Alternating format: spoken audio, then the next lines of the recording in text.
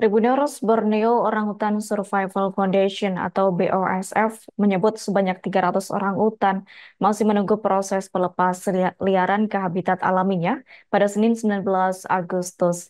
Diketahui setiap orang utan yang diselamatkan bersama dengan Balai Konservasi Sumber Daya Alam atau BKSDA di Kalimantan Timur dan Kalimantan Tengah telah melalui perjalanan yang luar biasa dari ancaman yang mereka hadapi hingga kebebasan di habitat alami mereka.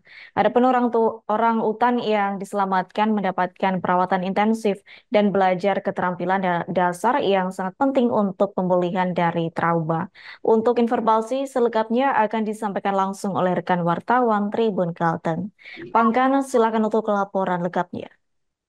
Ya, baik. Terima kasih Adita. Betul bahwa Borneo Orangutan Survival Foundation ataupun BWSF sebut sebanyak 300 orang hutan ini masih menunggu proses pelepas liaran ke habitat alaminya, yang mana setiap orang hutan yang diselamatkan bersama dengan BKSDA di Kalimantan Timur maupun Kalimantan Tengah ini telah melalui perjalanan yang luar biasa dari ancaman yang mereka hadapi hingga kebebasan di habitat alami mereka.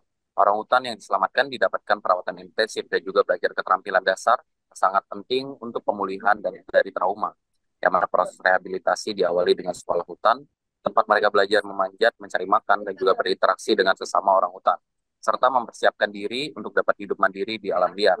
Ketua Pengurus Yayasan Badan Orangutan Survival Jamartin CIT mengatakan bahwa proses pelepasliaran sampai orangutan dilepas liarkan ke alam tidaklah mudah, yang mana proses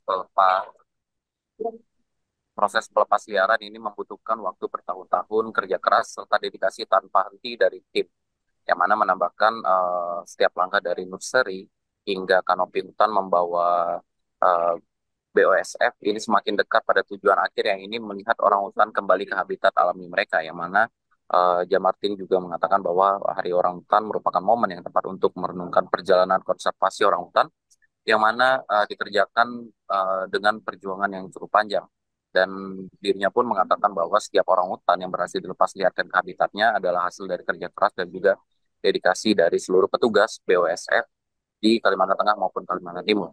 Yang mana dirinya mengajak berkomitmen untuk masa depan yang lebih baik bagi orang hutan dan juga hutan tempat mereka hidup. Dan untuk saat ini, lebih dari 300 orang hutan masih menunggu untuk dilepas liarkan. Upaya ini memerlukan kerjasama yang erat dari semua pihak, dan juga konservasi adalah tanggung jawab bersama yang hanya dapat terwujud melalui kolaborasi antara pemerintah, LSM, sektor swasta, dan juga masyarakat umum.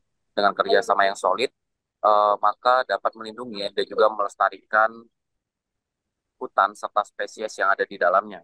Dan pada kesempatan peringatan Hari Orang Hutan pada tahun 2024, dirinya pun mengajak semua pihak untuk bekerja dan juga terus berpartisipasi dan memberikan dukungan demi keberlangsungan hidup orang hutan.